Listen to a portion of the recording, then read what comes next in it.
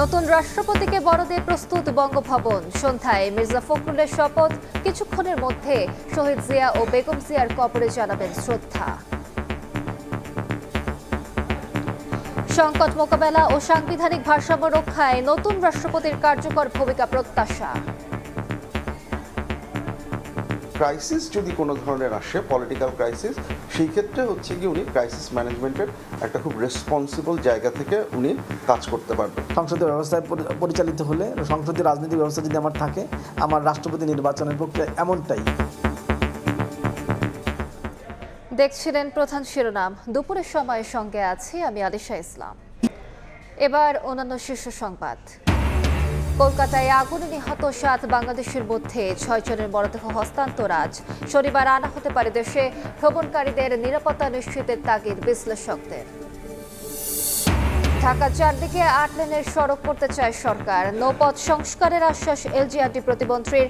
যেখানে সেখানে বিশ্ববিদ্যালয় না করতে ইউজিসিকে অর্থমন্ত্রীর বার্তা। ছুটির দিনেও গ্যাস সংকটে পাম্পে পাম্পে গাড়ির সারি, দীর্ঘ অপেক্ষায় ভোগান্তি। বিদ্যুতের চাপ সামলাতে ব্যাটারি চালিত অটোরিকশায় বাধ্যতামূলক হচ্ছে সৌর বিদ্যুৎ চার্জিং। ডিমের বাজারে ফের সক্রিয় সিন্ডিকেট। সপ্তাহ ব্যবধানে ডজনে দাম বেড়েছে 10 টাকা। পাইকারদের দুষছেন খুচরা বিক্রেতারা। ঊর্ধ্বমুখী আটা, চিনির দরও, স্থিতিশীল সবজির দাম। এবং অর্থনীতিকে অস্ত্র বানিয়ে ইরানের শাসন ব্যবস্থা ধসিয়ে দেওয়ার হুঁশিয়ারি যুক্তরাষ্ট্রের। আইআরজিসি ঘনিষ্ঠতার অভিযোগে হিজবুল্লাহর ওপর মার্কিন নিষেধাজ্ঞা।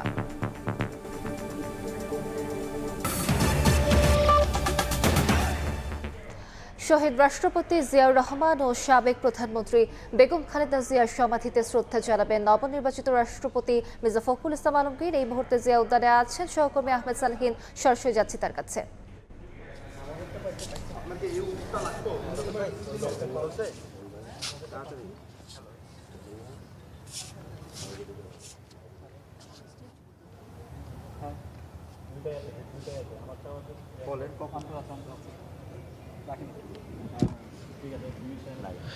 এই মুহূর্তে আপনারা দেখতে পাচ্ছেন যে সদ্য নির্বাচিত রাষ্ট্রপতি, বাংলাদেশের 23তম রাষ্ট্রপতি যিনি মির্জা ফখরুল ইসলাম আলমগীর, তিনি এইমাত্র শহীদ রাষ্ট্রপতি জিয়াউর রহমান এবং সাবেক প্রধানমন্ত্রী মরহুমা বেগম খালেদা জিয়ার কবর জিয়ারত করেছেন এবং তিনি শ্রদ্ধা নিবেদন করেছেন এই শেরেবাংলা নগরে,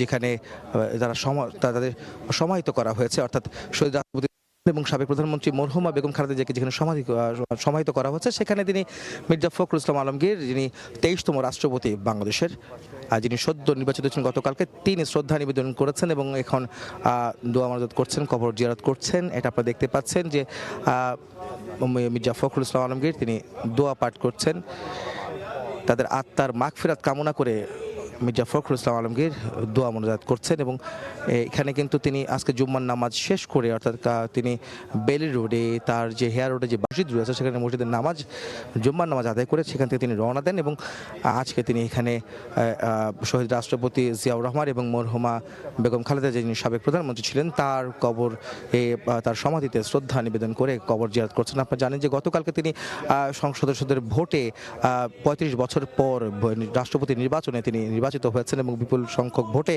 তিনি নির্বাচিত হয়েছেন বাংলাদেশের 23তম রাষ্ট্রপতি হিসাবে। এবং তিনি আজকে বঙ্গভবনের উদ্দেশ্যে যাত্রা করবেন। আজকে সন্ধ্যা 7:30 বঙ্গভবনে তার শপথ অনুষ্ঠান রয়েছে। সেই শপথ পাঠ করাবেন ভারপ্রাপ্ত যিনি স্পিকার রয়েছেন, তিনি মির্জা ফখরুল ইসলাম আলমগীর, যিনি 23তম রাষ্ট্রপতি যাচ্ছেন, তাকে আজকে শপথ বাক্য পাঠ করাবেন এবং সেই শপথের মাধ্যমে তিনি বঙ্গভবনের বাসিন্দা হতে যাচ্ছেন আজ থেকেই। তার আগে তিনি আসলে বঙ্গভবনের যাত্রার আগে তিনি যে মহান নেতা শহীদ রাষ্ট্রপতি জিয়াউর রহমান এবং মহিষী নারী, যিনি আপোষের নেত্রী, সাবেক 3বারের প্রধানমন্ত্রী এবং বিএনপির যিনি চেয়ারপারসন ছিলেন বেগম খালেদা জিয়া, মরহুমা বেগম খালেদা, তার কবর জিয়ারত করে এবং তাদের প্রতি তার সমাজিত শ্রদ্ধা নিবেদন তিনি করেছেন। এবং এখান থেকে তিনি বাসায় ফিরবেন। সেখান থেকে তিনি আজ সন্ধ্যায় তিনি যাবেন বঙ্গভবনে, যেখানে আজকে শপথ নেবেন। আপনারা জানেন যে তিনি দীর্ঘদিন আন্দোলন সংগ্রাম করেছেন, লড়াই করেছেন, বিএনপির রাজনীতির সঙ্গে তিনি যুক্ত ছিলেন, বিএনপির মহাসচিব ছিলেন, বিএনপির মন্ত্রী ছিলেন। বিএনপি থেকে তিনি 4 দফা তিনি সংসদ সদস্য নির্বাচিত হয়েছেন এবং স্বৈরাচার বিরোধী আন্দোলনে তার বেশ ভূমিকা ছিল এবং দলকে দলকে সুসংগঠিত করে রাখার জন্য দলকে তৃণমূল থেকে শীর্ষ নেতৃত্ব পর্যন্ত দলকে এক ছাত্রের নিচে তিনি একত্রিত করে রেখেছিলেন এই বিএনপির মহাসচিব মির্জা ফখরুল আলমগীর। তিনি কিন্তু মহাসচিবের পদ থেকে তিনি পদত্যাগ করেছেন যখন তাকে মনোনীত করা হয়েছে রাষ্ট্রপতি হিসাবে বিএনপির সরকারের পক্ষ থেকে, এবং তারপর থেকে কিন্তু তিনি এখন যে রাষ্ট্রপতি নির্বাচন হচ্ছে গতকালকে সংসদ সদস্যদের ভোটের মাধ্যমে, তারপরে কিন্তু মূলত তিনি আজকে রাষ্ট্রপতি হতে যাচ্ছেন। তিনি এখন আমাদের সাথে কথা বলার একটা আমরা চেষ্টা করব ওনার সাথে, যে রাষ্ট্রপতি হিসাবে তিনি হয়তো ইচ্ছা প্রকাশ করবেন। এখন দেখছেন যে কিছু নেতাকর্মী যারা রয়েছেন, যারা এখানে মাওলানা যারা ছিলেন, যারা তাদের সাথে একটু কুশল বিনিময় করলেন এবং চেষ্টা করব আমাদের সাথে কথা বলার জন্য। বিএনপি মহাসচিব হয়তো আমাদের সাথে কথা বলবেন।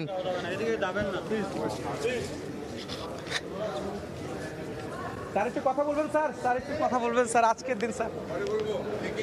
Thank you sir. চেষ্টা করেছেন তার সাথে কথা বলার জন্য, কিন্তু তিনি আসলে তার ব্যস্ততার কারণে কথা বলতে পারছেন না গণমাধ্যমের সঙ্গে। আমরা একটু চেষ্টা করছিলাম রাষ্ট্রপতি যিনি নির্বাচিত হয়েছেন 23তম রাষ্ট্রপতি, তার কথা শোনার জন্য, তার একটা অনুভূতি তার ব্যক্ত করার জন্য আমরা আসলে সেটি কিন্তু তার কাছ থেকে হয়তো তিনি এত ব্যস্ততার কারণে তিনি দিতে পারেননি, কথা বলতে পারেননি। এখানে মূলত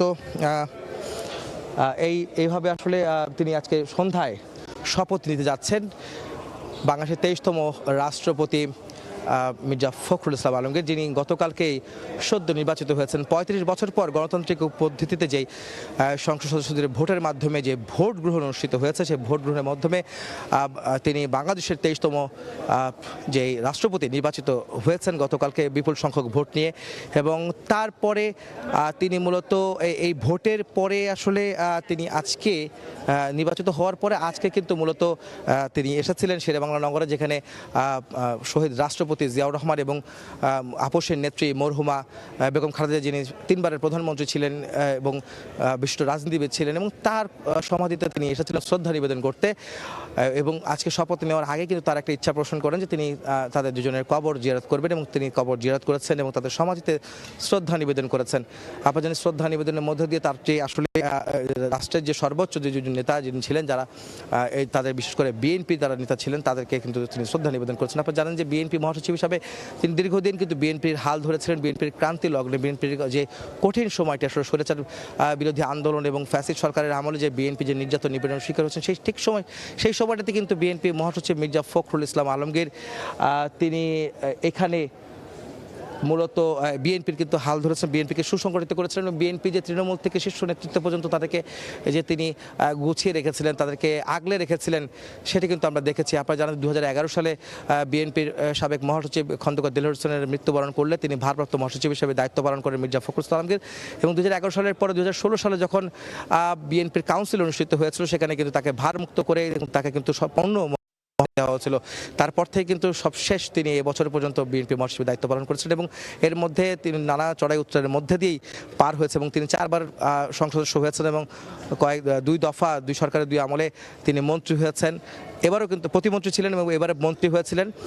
তারপরে কিন্তু তাকে তার যে ত্যাগ, তার যে সংগ্রাম, সেই লড়াই তাকে আসলে নিয়ে এসেছে রাষ্ট্রের সর্বোচ্চ অভিভাবকের আসনে, এবং তিনি বিএনপির সরকার তাকে মনোনীত করেছে রাষ্ট্রপতির জন্য, এবং তিনি বিপুল সংখ্যক ভোটে নির্বাচিত হয়েছেন গতকালকে সংসদ সদস্যদের ভোটে, এবং তারপরে কিন্তু তিনি 23তম রাষ্ট্রপতি হিসেবে নির্বাচিত হয়েছেন বাংলাদেশের। এবং তারপরে আজকে তিনি এসেছিলেন শেরেবাংলা নগরে 2 যে মহান রাজনীতিবিদ তাদের কবর জিয়ারত করছেন, শ্রদ্ধা নিবেদন করছেন। তো এই ছিল আমার কাছে বাংলাদেশের 23তম রাষ্ট্রপতি যিনি মির্জা ফখরুল ইসলাম আলমগীর। তিনি আজকে তার শপথ গ্রহণ অনুষ্ঠান সন্ধ্যার সময়, যে সন্ধ্যার আগেই তিনি আজকে জুম্মার নামাজ পরে আজকে এসেছিলেন এই শ্রদ্ধা নিবেদন করতে। তো এই ছিল আমার কাছে রাজধানী শেরেবাংলা নগরে, যেখানে শহীদ রাষ্ট্রপতি জিয়াউর রহমান এবং মরহুমা বেগম খালেদা জিয়ার কবর রয়েছে, সমাধি রয়েছে, তার এখান থেকে সবশেষ খবর। আমরা সরাসরি যুক্ত ছিলাম জিয়া উদ্যানে, সেখানে শহীদ রাষ্ট্রপতি জিয়াউর রহমান ও সাবেক প্রধানমন্ত্রী বেগম খালেদা জিয়ার সমাধিতে শ্রদ্ধা নিবেদন করেছেন নবনিযুক্ত রাষ্ট্রপতি মির্জা ফখরুল ইসলাম আলমগীর। নতুন রাষ্ট্রপতিকে বরণে প্রস্তুত বঙ্গভবন। সন্ধ্যায় মির্জা ফখরুল ইসলাম আলমগীরকে শপথ পড়াবেন ভারপ্রাপ্ত স্পিকার কায়সার কামাল। এই মুহূর্তে বঙ্গভবনের সামনে আছেন সহকর্মী হাসান ওয়ালি, সরাসরি যাচ্ছি তার কাছে। ওয়ালি,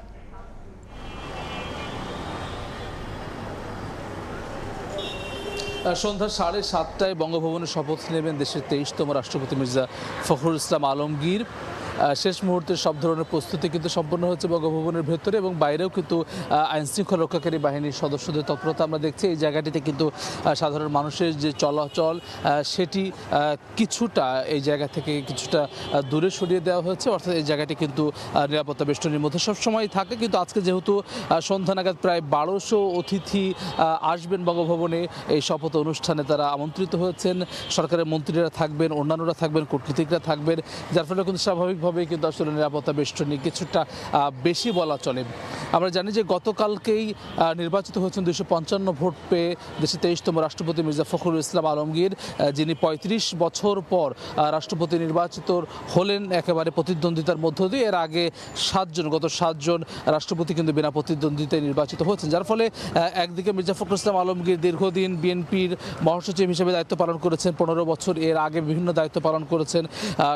স্বৈরাচারের সময় অর্থাৎ বিগত ফ্যাসিস্ট আমলে দীর্ঘ সময় তিনি আসলে রাজপথে নির্যাতনের শিকার হয়েছেন, হামলা মামলার মধ্যে ছিলেন, জেলে গিয়েছেন। সে মির্জা ফখরুল ইসলাম আলমগীরকে যখন আসলে বিএনপির পক্ষ থেকে মনোনয়ন দেওয়া হয়েছে এবং তিনি বিজয়ী হয়েছেন, স্বাভাবিকভাবেই কিন্তু আসলে অতিথি এবং অন্যান্য যারা তাদের জন্য কিন্তু আসলে আজকের দিনে তারা আসার জন্য অনেকে আগ্রহী ছিলেন এবং যাদেরকে আমন্ত্রণ জানানো হয়েছেন তারা আসলে বেশিরভাগই আসবেন, যার ফলে কিন্তু সেইভাবেই কিন্তু প্রস্তুতি নেওয়া হয়েছে। আমরা জানি যে গত মাসেই মোহাম্মদ শাহাবুদ্দিন তিনি রাষ্ট্রপতির পদ থেকে পদত্যাগ করেন এবং 90 দিনে যে বাধ্যবাধকতা রয়েছে রাষ্ট্রপতি নির্বাচনের, তার আগে অর্থাৎ 30 দিনের মধ্যেই কিন্তু আসলে গতকালকে নির্বাচন অনুষ্ঠিত হয়েছে এবং তারপরেই কিন্তু আসলে আজকে একদিন পরে শপথ অনুষ্ঠান কিন্তু আসলে সেটি হচ্ছে।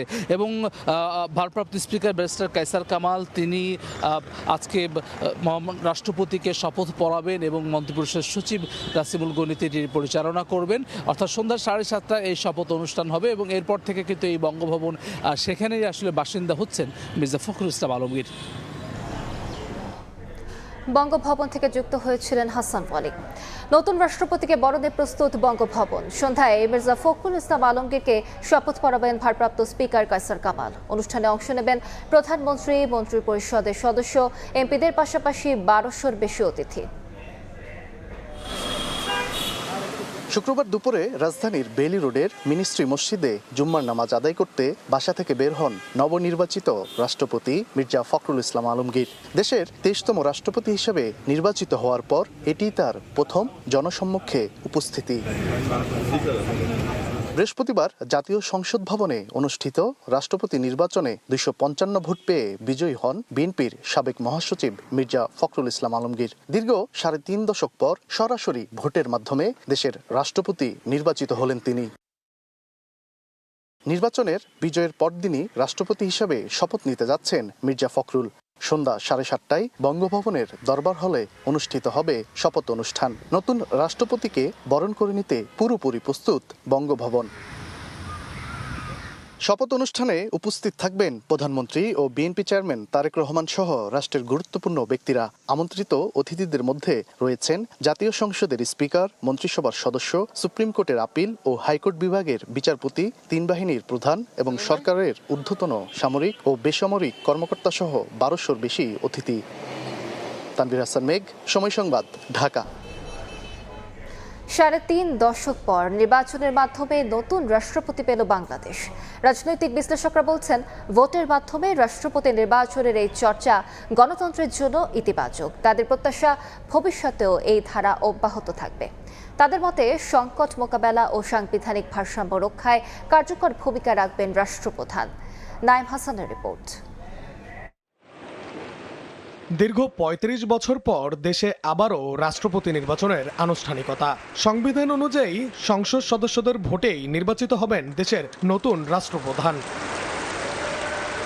সংসদে নিরঙ্কুশ সংখ্যাগরিষ্ঠতা থাকায় বিএনপি মনোনীত প্রার্থী রাষ্ট্রপতি নির্বাচিত হবেন ভোটের আগেই তা ছিল অনেকটা নিশ্চিত। এমন প্রেক্ষাপটে রাষ্ট্রপতির নির্বাচনে জামাত নেতৃত্বাধীন ঐক্যের প্রার্থী দেওয়া নিয়েও ছিল নানা আলোচনা।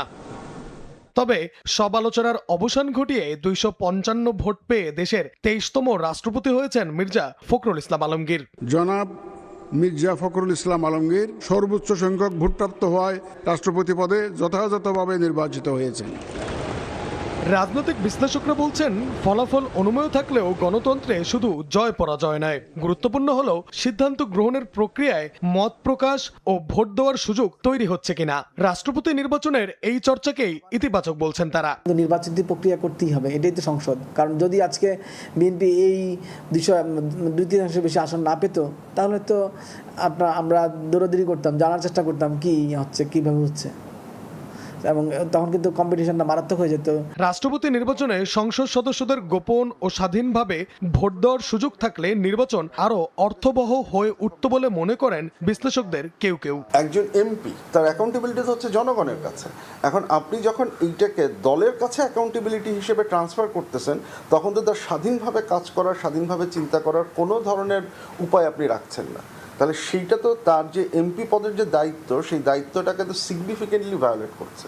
নবনির্বাচিত রাষ্ট্রপতি সংবিধানের আলোকে রাষ্ট্রীয় প্রতিষ্ঠানগুলোর ভারসাম্য, সাংবিধানিক ধারাবাহিকতা ও জাতীয় ঐক্যের প্রতীক হিসেবে দায়িত্ব পালন করবেন, এমন প্রত্যাশা রাজনৈতিক বিশ্লেষকদের। সংসদীয় রাজনৈতিক ব্যবস্থা যদি আমার থাকে, আমার রাষ্ট্রপতি নির্বাচনের প্রক্রিয়া এমনটাই, এবং এটাই আমরা মেনে নিয়েছি, এটাই আমরা দ্বাদশ সংশোধনীর মাধ্যমে সংবিধান সংশোধন করে এই ব্যবস্থা চেয়ে এনেছি। ক্রাইসিস যদি কোনো ধরনের আসে, পলিটিক্যাল ক্রাইসিস, সেই ক্ষেত্রে হচ্ছে কি উনি ক্রাইসিস ম্যানেজমেন্টের একটা খুব রেসপন্সিবল জায়গা থেকে উনি কাজ করতে পারবেন। ভবিষ্যতে শুধু রাষ্ট্রপতি নির্বাচন নয়, রাষ্ট্রের গুরুত্বপূর্ণ সিদ্ধান্ত গ্রহণেও ভোটের চর্চা অব্যাহত রাখা গেলে গণতন্ত্রের মানোন্নয়ন হবে বলেও মত বিশ্লেষকদের। আগামী 5 বছরের জন্য বঙ্গভবনের বাসিন্দা হচ্ছেন মির্জা ফখরুল ইসলাম আলমগীর। রাজনৈতিক বিশ্লেষকদের পাশাপাশি জনগণের প্রত্যাশা, দলীয় পরিচয়ের ঊর্ধ্বে উঠে রাষ্ট্রের রাষ্ট্রপতি হবেন তিনি, যার সবচেয়ে বড় শক্তি দল নয়, সংবিধান, প্রধান দায়িত্ব সরকার নয়, রাষ্ট্র ও জনগণের স্বার্থ। বঙ্গভবনের সামনে থেকে নাইম হাসান, সময় সংবাদ। অন্য প্রসঙ্গ, কলকাতায় হোটেলে আগুনে নিহত 7 বাংলাদেশের মধ্যে 6 জনের মরদেহ হস্তান্তর করা হবে আজ। শনিবারের মধ্যে দেশে আনা হতে পারে মরদেহ। এ বিষয়ে বিস্তারিত জানাতে কলকাতায় বাংলাদেশ হাইকমিশনে আছেন সহকর্মী সুব্রত আচার্য। সরাসরি যাচ্ছি তার কাছে। সুব্রত, দেখুন, 19 আগস্ট রাতে যে 9 জন অগ্নিদগ্ধ হয়ে মারা গিয়েছিলেন, তাদের মধ্যে বাংলাদেশি 7 জন ছিলেন, 2 জন ভারতীয়। এই বাংলাদেশি 7 জনের দেহ নিয়ে যাওয়ার যে প্রশাসনিক প্রক্রিয়া, সেটি আমরা দেখেছি গতকাল থেকেই শুরু হয়েছিল। কিন্তু এই প্রক্রিয়াটি একটু দৃশ্যত জটিল, এবং যেহেতু অনেকগুলো কাগজপত্র লাগে, প্রায় 18টি কাগজের প্রয়োজন হয়, এবং এই 3-4টি দপ্তর এর সঙ্গে যুক্ত। শুধু বাংলাদেশ উপ হাইকমিশন এর সঙ্গে এককভাবে যুক্ত নয়, এর সঙ্গে যুক্ত রাজ্য প্রশাসন, এর সঙ্গে যুক্ত পররাষ্ট্র মন্ত্রণালয়, এর সঙ্গে যুক্ত কলকাতা পুলিশ এবং স্থানীয় প্রশাসন। ফলে এই কাগজপত্র সমন্বয় করে নিয়ে যাওয়ার ক্ষেত্রে একটু দেরি হচ্ছে। এখনও পর্যন্ত আমাদের কাছে যেটি খবর, যে 2টো কাগজ এখনও পর্যন্ত 2টো কাগজ কলকাতার এই আমি যেখানটায় দাঁড়িয়ে রয়েছি, কলকাতায় বাংলাদেশ উপ হাইকমিশন, এখানে এসে পৌঁছয়নি। একটি হচ্ছে স্থানীয় থানার জিডি, একটি ক্লিয়ারেন্স, এবং এই জিডি নিয়ে আসার পর এখানে যারা দেহ দাবিদার, তারা যাবেন ফরেনাল রেজিস্ট্রেশন অফিসে, এফআরআর অফিসে। এই এফআরআর অফিস থেকে একটি এনওসি আনবেন। এনওসি আনার পর এই দপ্তরে জমা দেওয়ার পর এখান থেকে রিপ্রিটিয়েশনের যে প্রত্যাবাসনের যে সার্টিফিকেট, সেটি কিন্তু দেওয়া হবে, এবং তারপরেই দেহ যেখানে সংরক্ষিত রয়েছে কলকাতা মেডিকেল কলেজে হিমাগারে, সেখান থেকে কিন্তু নিয়ে যাওয়া হবে। দূতাবাসের অভ্যন্তরে শীর্ষ কর্মকর্তারা নিশ্চিত করেছেন যে বডি নিয়ে যাওয়ার জন্য সমস্ত প্রক্রিয়া ইতিমধ্যেই সম্পন্ন হয়েছে। গাড়ি এবং শকটে দেহ রাখা হয়েছে। এই যে 7টি দেহ রয়েছে, তাদের মধ্যে শুধুমাত্র রেপতি সরকার এই দেহটি পশ্চিমবঙ্গেই দাহ করা হবে বলে এখনও পর্যন্ত জানা যাচ্ছে। বাকি 6টি দেহ নিয়ে যাওয়ার প্রস্তুতি চলছে। তবে আজকে যেতে পারবে কিনা এখনও পর্যন্ত, কারণ সন্ধে 6টার সময় বর্ডার বন্ধ হয়ে যায়। এখান থেকে বর্ডার পর্যন্ত যেতে যে সময় লাগে 3 ঘন্টা। তো সব মিলিয়ে এই কাগজপত্রের জটিলতার কারণে আজকে যাওয়ার সম্ভাবনা কিন্তু এখনও পর্যন্ত প্রায় ক্ষীণ হয়ে যাচ্ছে। তো এই ছিল আমার কাছে ভারতের পশ্চিমবঙ্গে গত 19 তারিখে যে দুর্ঘটনা ঘটেছে, সেই দেহ নিয়ে যাওয়ার প্রক্রিয়া আমার কাছে থাকা সবশেষ তথ্য। আমরা সরাসরি যুক্ত ছিলাম কলকাতায়। 24-এর অভ্যুত্থানে আওয়ামী লীগ সরকারের পতনের পর থেকেই বাংলাদেশ ভারত সম্পর্ক চলছে খুঁড়িয়ে। ব্যবসা বাণিজ্য থেকে শুরু করে যোগাযোগ ব্যবস্থা, এমনকি ক্রীড়াঙ্গন পর্যন্ত টানতে হচ্ছে দ্বিপাক্ষিক বৈরী সম্পর্কের রেশ। তুচ্ছ কারণে ভারতের মাটিতে বাংলাদেশি হেনস্থার খবর আসছে হরহামেশা। এ অবস্থার মধ্যেই কলকাতায় অগ্নিকাণ্ডের 7 বাংলাদেশের মৃত্যুর প্রশ্নে উঠেছে ভারতের মাটি বাংলাদেশিদের জন্য কতটা নিরাপদ। ভ্রমণকারীদের নিরাপত্তা নিশ্চিতে দ্রুত পদক্ষেপ নেওয়ার তাগিদ বিশ্লেষকদের। নাজমুস সালেহের রিপোর্ট। ২৪-এর ৫ আগস্ট ছাত্র জনতার গণ অভ্যুত্থানে ক্ষমতাচ্যুত হয় আওয়ামী লীগ সরকার। এরপর থেকেই অনেকটা শীতল ভারত বাংলাদেশ সম্পর্ক। তাৎক্ষণিকভাবে পর্যটন ভিসা বন্ধ করে ভারত, যা চালু হয় লম্বা সময় পর। যদিও এখনো চালু হয়নি রেল যোগাযোগ। বারবার অনুরোধের পরও সাড়া আসেনি প্রতিবেশী দেশের তরফ থেকে। একই বছর ডিসেম্বরে হামলা হয় ত্রিপুরায় বাংলাদেশের উপ হাইকমিশনে। দেশটির কিছু কিছু রাজনৈতিক নেতার উস্কানিমূলক বক্তব্যে উত্তেজনা ছড়ায় সীমান্তবর্তী এলাকাগুলোতেও। গেল বছর ত্রিপুরা ও শিলিগুড়ির হোটেল মালিক সমিতি বাংলাদেশিদের হোটেল ভাড়া না দেওয়ার সিদ্ধান্ত নেয়। ফলে ভারতের বিভিন্ন এলাকায় বাংলাদেশি হেনস্থার খবর আসে। বৈরী সম্পর্কের প্রভাব পড়ে ক্রীড়াঙ্গনেও, বিদ্বেষ গড়ায় খেলার মাঠেও। নিরাপত্তা ইস্যুতে ভারতে অনুষ্ঠিত IPL-এ অংশ নিতে পারেননি ক্রিকেটার মুস্তাফিজুর রহমান। এমন পরিস্থিতির মধ্যেই বুধবার কলকাতার মির্জা গালিব স্ট্রিটের একটি হোটেলে আগুনে পুড়ে মারা যান চিকিৎসা নিতে যাওয়া 7 বাংলাদেশি। আবারও প্রশ্ন ওঠে নিরাপত্তা নিয়ে। বিশ্লেষকরা বলছেন, ভারতে অবস্থানের জন্য নিরাপত্তার কথা বিবেচনা করতে হবে বাংলাদেশিদের। দায়িত্ব এড়াতে পারে না প্রতিবেশী দেশটিও। বাংলাদেশের সাথে একটা অশুভ সমীকরণ মনে মনে ছিল, তো হচ্ছে আমাদের হাসিনার দেশের লোক। তো যখন হাসিনা পড়ে গেছে তখন কিন্তু এখন বাংলাদেশ কিন্তু মানুষজনও কিন্তু একটু অন্যভাবে দেখছে। বাংলাদেশিদের জন্য এটা নিরাপদ কিনা বা নিরাপত্তা কমে গেছে কিনা, অবশ্যই নিরাপত্তা কমেছে। বাংলাদেশি সন্দেহে অনেককে ধরা, বাংলাদেশি সন্দেহে অনেককে পুশিং করা, এগুলো তো আমরা দেখছি। তাহলে কি আপনি বাংলাদেশি শব্দটাকেই আপনি অন্যভাবে দেখছেন? শুধু তাই নয়, ভারতীয় গণমাধ্যমে দেদারসে চলে বাংলাদেশ বিরোধী প্রচারণা, যার প্রভাব জনগণের উপর পড়ছে বলে মত বিশেষজ্ঞদের। ইন্টারিম গভর্নমেন্টের সময় যে ইন্ডিয়ান নিউজ পেপারগুলো ভয়ানক রকমের হোস্টাইল জার্নালিজম করেছেন, ভয়ঙ্কর রকমের যে আপনি প্রোপাগান্ডা চালাচ্ছেন, সেটার অংশ তো ইন্ডিয়ান মিডিয়া, ইন্ডিয়ার জনগণ তো এটা খাচ্ছে। তো তখন তাদেরও এক ধরনের পারসেপশন তৈরি হয় বাংলাদেশকে নিয়ে, বাংলাদেশিদেরকে নিয়ে। হ্যাঁ, এবং তখন দেখা যায় যে ঘৃণার চাষাবাদটা ওইখান থেকেই শুরু হয়। আপনাকে বুঝে ফেলে আপনি বাংলাদেশি, এবং আপনি যদি এখন মহারাষ্ট্রে থাকেন, গুজরাটে থাকেন, হতে পারে আরও সম্ভাবনা বেশি। আপনি যদি ওয়েস্ট বেঙ্গলে থাকেন, হয়তো সম্ভাবনা একটু কম। বিজেপির যেগুলো স্ট্রং হোল্ড, সেখানে বাংলাদেশের অবস্থা খারাপ হবে। এটা স্বাভাবিক না? আবাসিক হোটেলে অগ্নিকাণ্ডের ঘটনা তদন্ত সহ বাংলাদেশি পর্যটক ও ভ্রমণকারীদের জন্য নিরাপত্তা নিশ্চিতে দুদেশকেই উদ্যোগী হওয়ার তাগিদ দিচ্ছেন বিশ্লেষকরা। নাজমুস সালেহি, সময় সংবাদ, ঢাকা। দুপুরের সময় আরো থাকছে। ফরিদপুরে সিজারিয়ান অপারেশনে পেটে 1.5 কেজি গজ রেখে সেলাই। 1.5 মাস চিকিৎসাধীন থাকার পর রোগীর মৃত্যু। তদন্ত করে ব্যবস্থা নেওয়ার আশ্বাস স্বাস্থ্যমন্ত্রীর।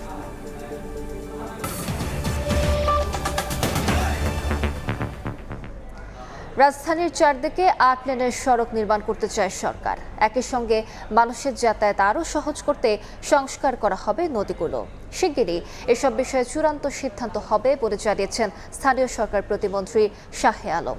সকালে কামরাঙ্গীর চরে ঢাকা জেলা প্রশাসন ও বিডি ক্লিনের যৌথ উদ্যোগে দিরাই খাল পরিষ্কার পরিচ্ছন্নতা অভিযানে অংশ নিয়ে এ কথা বলেন প্রতিমন্ত্রী। বলেন, রাজধানীর চারপাশের নদী ও খালগুলোকে পরিকল্পিতভাবে সংস্কার ও দখলমুক্ত করা গেলে নৌপথের পাশাপাশি সড়ক যোগাযোগেও মানুষের সুবিধা বাড়বে। নগরের পরিবেশ রক্ষা, জলাবদ্ধতা নিরসন এবং যোগাযোগ ব্যবস্থার উন্নয়নে নদী খাল রক্ষার কোনো বিকল্প নেই। তাই সংশ্লিষ্ট সবাইকে সমন্বিতভাবে কাজ করার আহ্বান জানান এলজিআরডি প্রতিমন্ত্রী। সম্মানিত প্রবীণ রাজনীতিবিদ, ঢাকা নগরীর চারদিকে চতুর্দিকে 8 লেনের রাস্তা করে চতুর্দিকের নদীগুলোকে সংস্কার করে যাতে নৌ চলাচল এবং সড়ক চলাচল মানুষের সুবিধাজনক অবস্থায় নিয়ে আসা যায়, এই জন্যে আমরা বারবার মিটিং করছি, আলোচনা করছি, কাজ চলমান আছে, আমরা সিদ্ধান্ত নিয়েছি। বাস্তব ভিত্তিক শিক্ষা ব্যবস্থা গড়ে তোলায় সরকার জোর দিচ্ছে বলে জানান প্রধানমন্ত্রীর শিক্ষা উপদেষ্টা মাহাদি আমিন। শিক্ষার্থীদের দক্ষতা কাজে লাগাতে ভবিষ্যতে প্রতিটি বিশ্ববিদ্যালয়ে ক্যারিয়ার হাব গঠন করা হবে। অর্থমন্ত্রী বলেন, ভঙ্গুর অর্থনীতির মধ্যেও শিক্ষা খাতে সর্বোচ্চ বরাদ্দ দেওয়া হয়েছে। যেখানে সেখানে বিশ্ববিদ্যালয় প্রতিষ্ঠা না করতে ইউজিসিকে আহ্বান জানান তিনি। সাভারে 2 বিশ্ববিদ্যালয়ের উপাচার্যদের নিয়ে সংলাপে এ কথা বলেন তারা। সাভারের ব্র্যাক সিডিএমে ইউনিভার্সিটি গ্র্যান্ট কমিশন ইউজিসির উদ্যোগে বিশ্ববিদ্যালয়ের উপাচার্যদের নিয়ে 2 দিন ব্যাপী জাতীয় পর্যায়ের নীতি নির্ধারণী সংলাপ। ইউজিসি বাস্তবায়নাধীন higher education acceleration and transformation HEAT প্রকল্পের এ সংলাপে অংশ নিয়েছে দেশের 60টি সরকারি এবং 15টি বেসরকারি বিশ্ববিদ্যালয়ের 75 জন উপাচার্য। আছেন নীতি নির্ধারক, শিক্ষাবিদ ও বিশেষজ্ঞরা। শুক্রবার সংলাপের প্রথম দিনে নিজ নিজ বিশ্ববিদ্যালয়ের সম্ভাবনা, সংকট ও চ্যালেঞ্জ তুলে ধরেন উপাচার্যরা। আমাদের উচ্চশিক্ষাকে কিভাবে আমরা আগামী দিনে শেপ করব এবং আমাদের উচ্চশিক্ষা সহ সামগ্রিকভাবে আমাদের শিক্ষা ব্যবস্থার ঘাটতিটা কোথায়। এ সময় প্রধানমন্ত্রীর শিক্ষা উপদেষ্টা মাহদি আমিন বলেন, বাস্তব ভিত্তিক শিক্ষা ব্যবস্থা গড়ে তোলায় জোর সরকারের। বিশ্ববিদ্যালয়গুলোতে অন ক্যাম্পাস পার্ট টাইম চাকরির সুযোগ চালুর কথাও জানান তিনি। দুটো বিষয় গুরুত্বপূর্ণ, একটা হচ্ছে মোরালস, ভ্যালুজ এবং সিটিজেনশিপ, এবং আরেকটা হচ্ছে দক্ষতা, যোগ্যতা এবং সামগ্রিকভাবে কর্মক্ষম হয়ে গড়ে ওঠা। মাইক্রো ক্রেডিট টাইপের প্রোগ্রাম হতে পারে, ইউনিভার্সিটিতে একজন অনার্স করছে, তার পাশাপাশি অপশনাল হতে পারে 3 মাসের কোনো অ্যাডিশনাল কোর্স করতে পারছে না, যেটা রিয়েল লাইফের সাথে রিলেটেড। বিশ্ববিদ্যালয়গুলোর শিক্ষা ব্যবস্থা কেন জব মার্কেটের চাহিদা মেটাতে পারছে না, উপাচার্যদের উদ্দেশ্যে প্রশ্ন রাখেন অর্থমন্ত্রী আমির খসরু মাহমুদ চৌধুরী। এ সময় যেখানে সেখানে বিশ্ববিদ্যালয় প্রতিষ্ঠা না করতে ইউজিসিকে আহ্বান জানান তিনি। সেলভেজ পার্টি থেকেও আমরা কিন্তু এডুকেশনটাকে গুরুত্ব দিয়েছি। তাদেরকে যে কয়েকটা কন্ডিশন দেওয়া হয়েছে, এটা যদি আপনারা মিট করতে পারেন, নেক্সট ইয়ার গিয়ে it is going to be 0 tax. আন্তর্জাতিক অঙ্গনে দেশের বিশ্ববিদ্যালয়গুলোর র্যাঙ্কিং বাড়ানো এবং উচ্চশিক্ষার মানোন্নয়নে করণীয় নিয়েও আলোচনা করেন বক্তারা। ফাহরিয়া ফারুকী, সময় সংবাদ, ঢাকা। ছুটির দিনেও গ্যাস সংকটে পাম্পে পাম্পে গাড়ির সারি। দীর্ঘ অপেক্ষার পরও মিলছে না কাঙ্ক্ষিত সিএনজি। আয় রোজগারও কমে যাওয়ায় বিপাকে পড়েছেন চালকরা। গ্যাসের জন্য ফিলিং স্টেশনে গাড়ির দীর্ঘ সারি যেন নিত্যদিনের চিত্র হয়ে দাঁড়িয়েছে। প্রায় 1 মাস জুড়ে চলছে এমন সংকট। ছুটির দিনেও সকাল থেকেই রাজধানীর পাম্পগুলোতে গ্যাসের জন্য গাড়ি চালকদের ঘন্টার পর ঘন্টা অপেক্ষা। দীর্ঘক্ষণ পার হলেও মিলছে না কাঙ্ক্ষিত গ্যাস।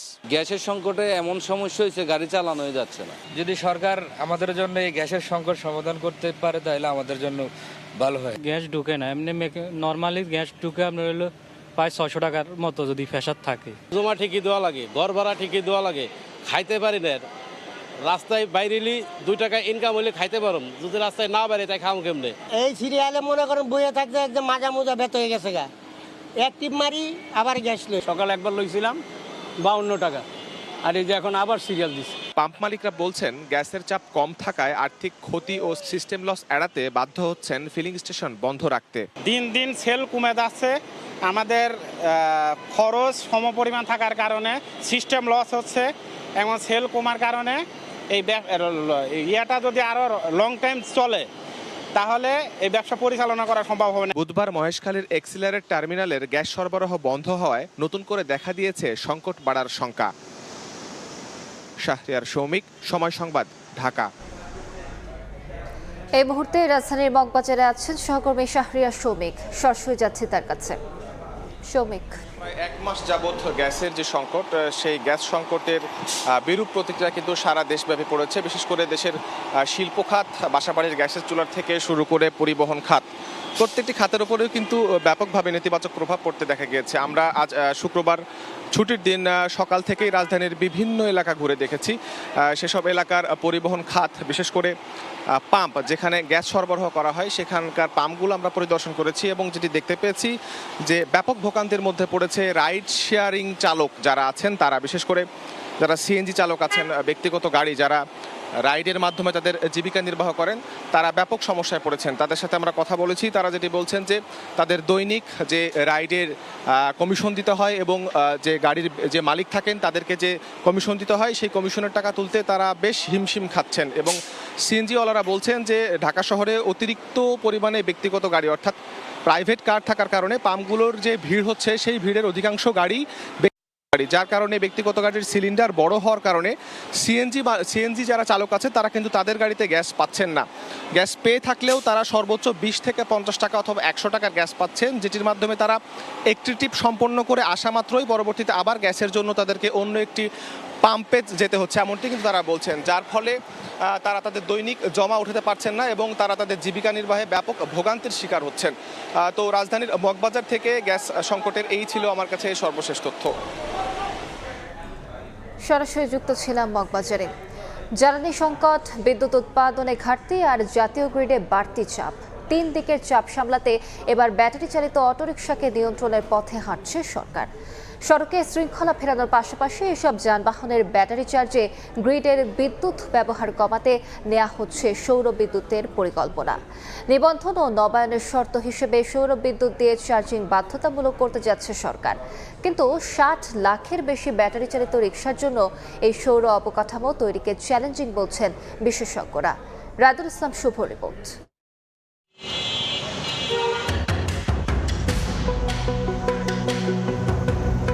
একসময় শুধু রাজধানীর অলিগলিতে মিলত ব্যাটারি চালিত অটোরিকশা, কিন্তু এখন সেই বাহনটি উঠে এসেছে প্রধান সড়কে। দ্রুতগতির এই 3 চাকার বাহনটি অন্যান্য যানবাহনের সঙ্গে তাল মেলাতে গিয়ে প্রতিনিয়ত ঝুঁকিতে পড়ছেন অন্যান্য যানবাহনের চালক ও পথচারীরা। দেশে যখন বিদ্যুতের সংকট ও লোডশেডিং চলছে, তখন বছরে প্রায় 20,000 কোটি টাকার বেশি বিদ্যুৎ খরচ হচ্ছে প্রায় 60 লাখ ব্যাটারি চালিত অটোরিকশার পেছনে। প্রতিদিন এই খাতে প্রায় 55 কোটি টাকার বিদ্যুৎ ব্যয় হচ্ছে, যার বড় অংশই আসছে অবৈধ বিদ্যুৎ সংযোগ থেকে। রাস্তার ফুটপাতের উপরেই কিন্তু এইভাবেই অবৈধভাবে যে লাইনগুলো নেওয়া হয়েছে, সেখানে কিন্তু ব্যাটারি চালিত অটোরিকশাগুলো চার্জ দেওয়া হচ্ছে। সরকার প্রায় 40,000 কোটি টাকার মতো বিনিয়োগ করছে জ্বালানি সংকট কাটিয়ে ওঠার জন্য। সেখানে সরকারকে ফাঁকি দিয়ে কিন্তু অবৈধভাবে এভাবেই চার্জ দিচ্ছে সেই ব্যাটারি চালিত রিকশাগুলো। গবেষণা অনুযায়ী প্রতিটি অটোরিকশা দিনে 8 থেকে 9 ইউনিট বিদ্যুৎ ব্যবহার করে, যা জাতীয় গ্রিডের প্রতিদিনের 800 থেকে 850 মেগাওয়াট বিদ্যুতের সমান। এটি দেশের মোট বিদ্যুৎ উৎপাদনের অন্তত 5%। কেবল ঢাকাতেই 48,136টি অবৈধ চার্জিং পয়েন্ট ও 992টি গ্যারেজ রয়েছে, যেখানে অবৈধভাবে বিদ্যুৎ ব্যবহারের ফলে সরকারের বছরে 5,000 কোটি টাকার রাজস্ব হারাচ্ছে। এরা মনে করেন যে অনেক আগে থেকে এই রাস্তা দখল করে রেখেছে। গাড়ি চার্জ দিতে হলে 7,000। আপনার কি এখানে মিটার কয়টা আছে? আমার একটা মিটার আছে। জ্বালানি সংকট ও গ্রিডের উপর চাপ কমাতে সরকার এবার অটোরিকশাকে নিবন্ধনের আওতায় আনার সিদ্ধান্ত নিয়েছে। সৌর বিদ্যুতে যাওয়ার পরিকল্পনায়ও চ্যালেঞ্জ দেখছেন বিশেষজ্ঞরা। বিশাল সংখ্যক রিকশার জন্য প্রয়োজন হবে solar charging station, solar storage ব্যবস্থা, নিরাপদ চার্জার, মিটার ভিত্তিক হিসাব এবং কেন্দ্রীয় নিয়ন্ত্রণ। সোলার চার্জিং স্টেশন তো আর এককভাবে চালাতে গেলে তো এই খাতে এদেরকে নিরবিচ্ছিন্ন জ্বালানি সরবরাহ করে এ খাতকে সচল রাখা কঠিন হবে, যে কারণে হাইব্রিড মোডেই যেতে হবে যতক্ষণ পর্যন্ত স্টোরেজ সিস্টেম চালু না হচ্ছে। চার্জিং ভেহিকেলস নিয়ে যে সংকট সৃষ্টি হয়েছে, এটা সমাধান করা সরকারের আয়ত্তের মধ্যেই আছে। সড়কে শৃঙ্খলা ফেরানোর পাশাপাশি জ্বালানি সংকটের দ্রুত সমাধান চান সাধারণ মানুষও। রায়দুল ইসলাম শুভ, সময় সংবাদ, ঢাকা। দুপুরের সময় আরও থাকছে ঐতিহাসিক সিরিজ জয়ের হাতছানি বাংলাদেশের। ম্যাকাইয়ে দ্বিতীয় টেস্টে অস্ট্রেলিয়ার মুখোমুখি হবে শান্ত বাহিনী। ডারউইনের সুখস্মৃতি ভুলে নতুন চ্যালেঞ্জ নেওয়ার প্রত্যয়।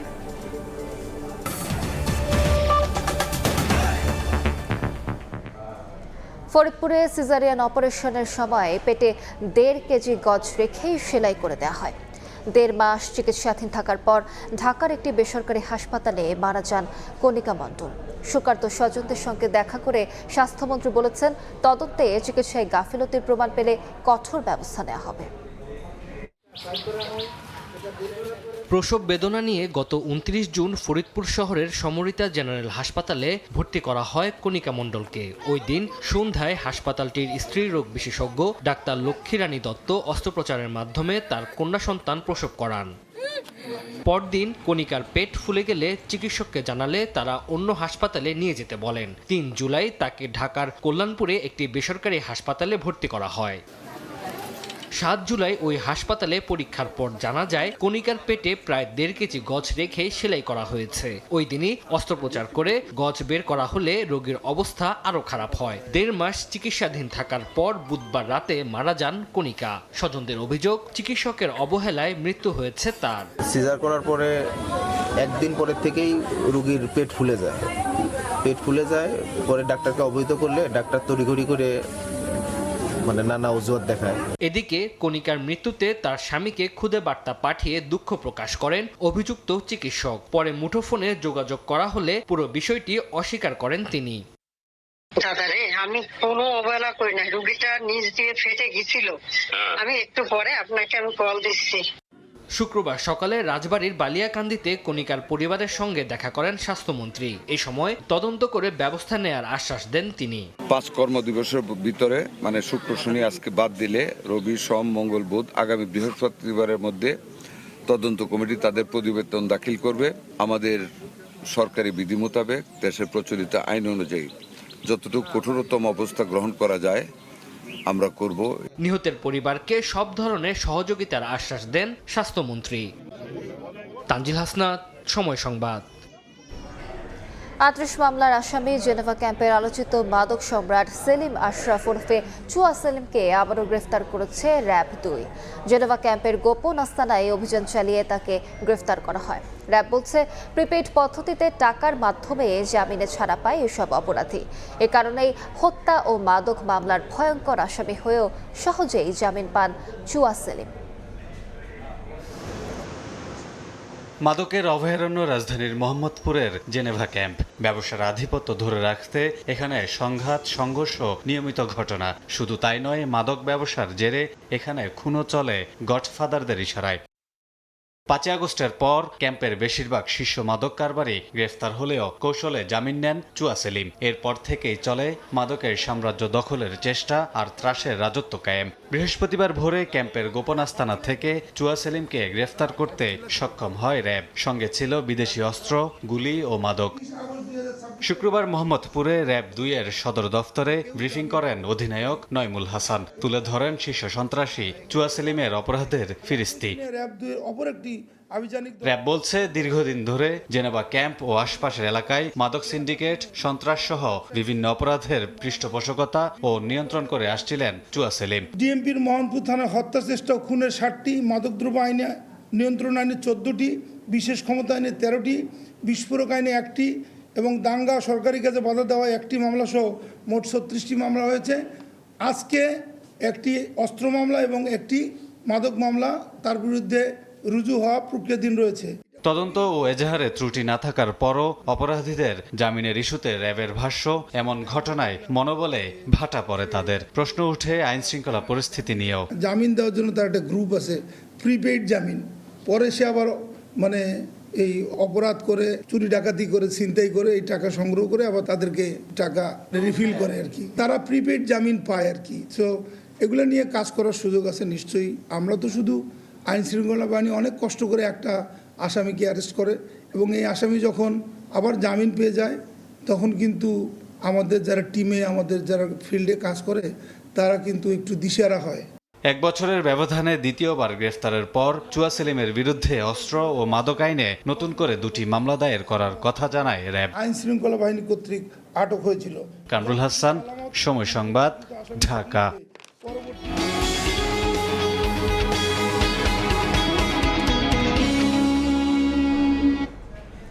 ডিমের বাজারে আবারও সক্রিয় সিন্ডিকেট। সপ্তাহ ব্যবধানে ডজনে দাম বেড়েছে 10 টাকা। হঠাৎ দাম বৃদ্ধির জন্য পাইকারদের দুষছেন খুচরা বিক্রেতারা। ঊর্ধ্বমুখী চিনি, আটা, ময়দার দামও উচ্চ মূল্যেই বিক্রি হচ্ছে বেশিরভাগ সবজি।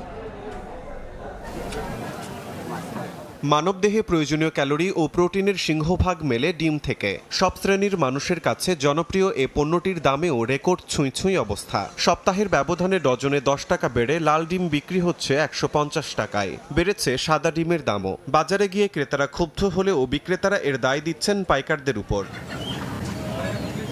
খুব একটা স্বস্তি নেই মুরগির বাজারেও। সোনালী ও লেয়ার মুরগির কেজি এখনও 300 টাকার উপরে। প্রায় 200 টাকায় বিক্রি হচ্ছে ব্রয়লার মুরগি। তেজগাঁ যারা পাইকারি মালের আড়তদার, সরকারের নির্ধারিত কমিটি যে তদারকি করতো, ওরকমভাবে যদি এখন লাগে জাস্টিফিকেশন করতেছে না।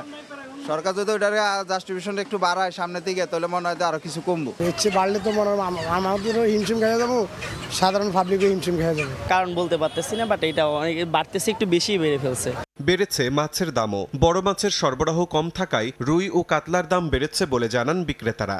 বাজারের অবস্থা তো অনেক ঊর্ধ্বগতি, এদেশে বাস করা যাবে না, গরিবে না খাইয়ে মরবো, মাছের দাম অনেক। মাছে তো হাতি দেওয়া যায় না, তারপরে মাছের যে লাইটের কালার, কোনটা ভালো কোনটা মন্দ, কোনটা পচা কোনটা তাজা, সেটা আমরা আসলে বলতে পারি না। নিত্যপণ্যের অন্য বাজারেও আছে বাড়তি চাপ। সপ্তাহ ব্যবধানে 15 টাকা বেড়ে চিনি বিক্রি হচ্ছে 120 টাকায়, 5 টাকা বেড়ে আটা 65 আর ময়দার কেজি 80 টাকা।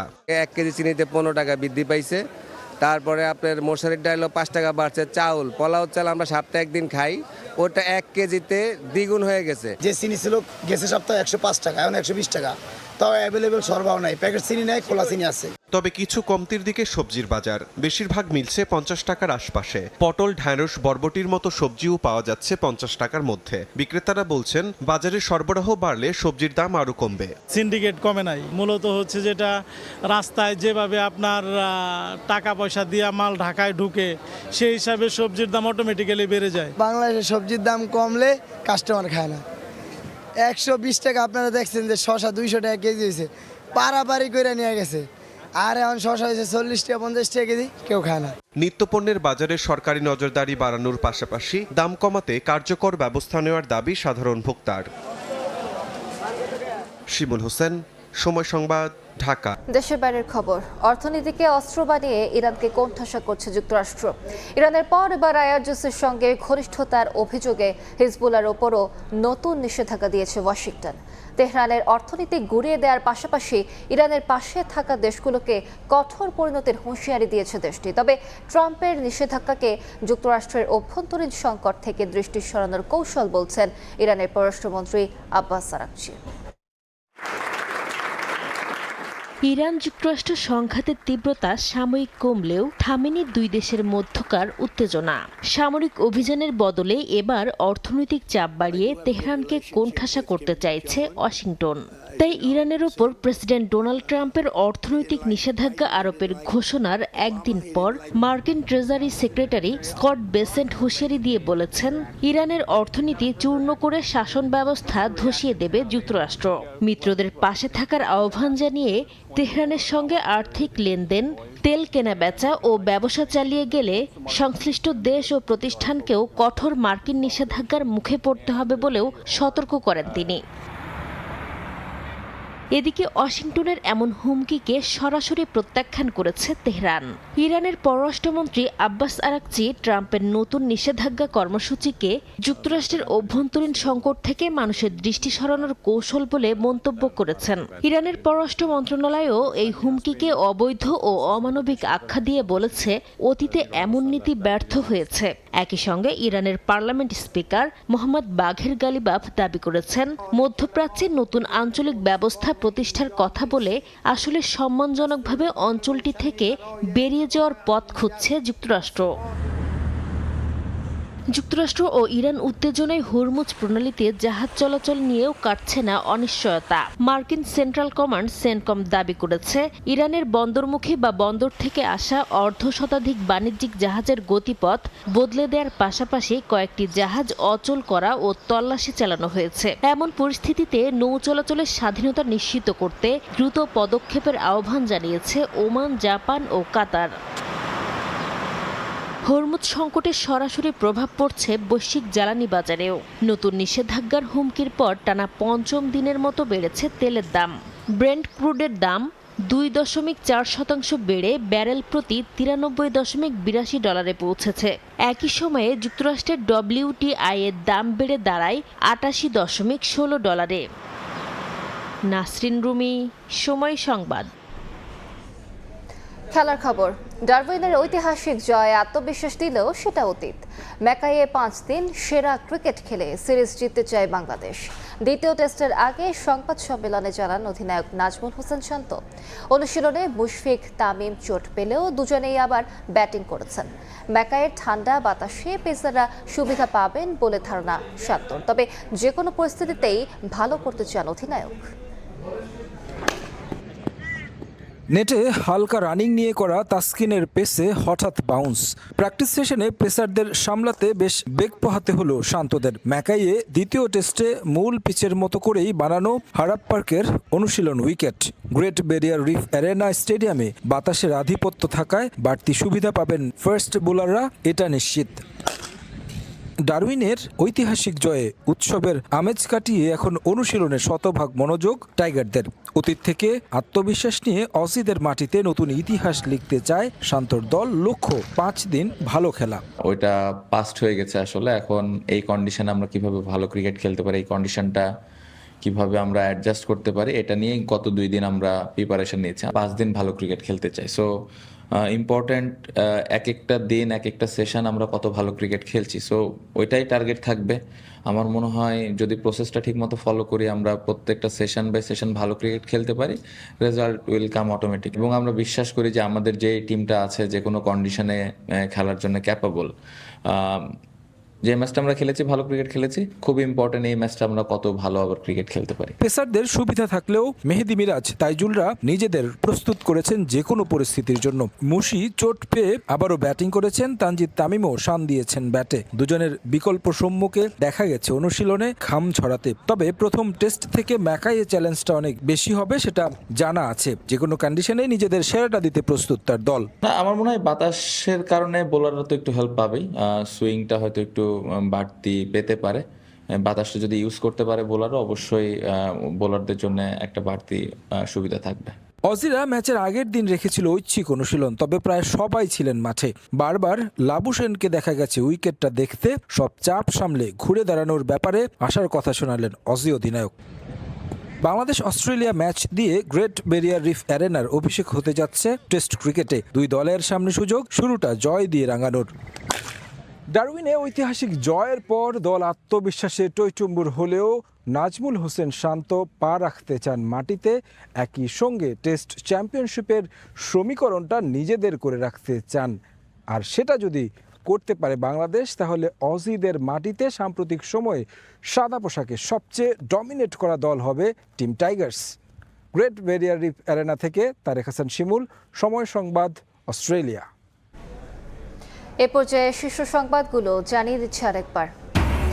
শহীদ জিয়া ও বেগম জিয়ার সমাধিতে নতুন রাষ্ট্রপতি শ্রদ্ধা, আত্মার মাগফিরাত কামনায় দোয়া। মির্জা ফখরুলকে বরণে প্রস্তুত বঙ্গভবন, সন্ধ্যায় শপথ। ভোটের মাধ্যমে রাষ্ট্রপতি নির্বাচনের চর্চা গণতন্ত্রের জন্য ইতিবাচক। সংকট মোকাবেলা ও সাংবিধানিক ভারসাম্য রক্ষায় নতুন রাষ্ট্রপতির কার্যকর ভূমিকা প্রত্যাশা। এবং কলকাতায় আগুনে নিহত 7 বাংলাদেশের মধ্যে 6 জনের মরদেহ হস্তান্তর আজ। শনিবার আনা হতে পারে দেশে। ভ্রমণকারীদের নিরাপত্তা নিশ্চিতের তাগিদ বিশ্লেষকদের।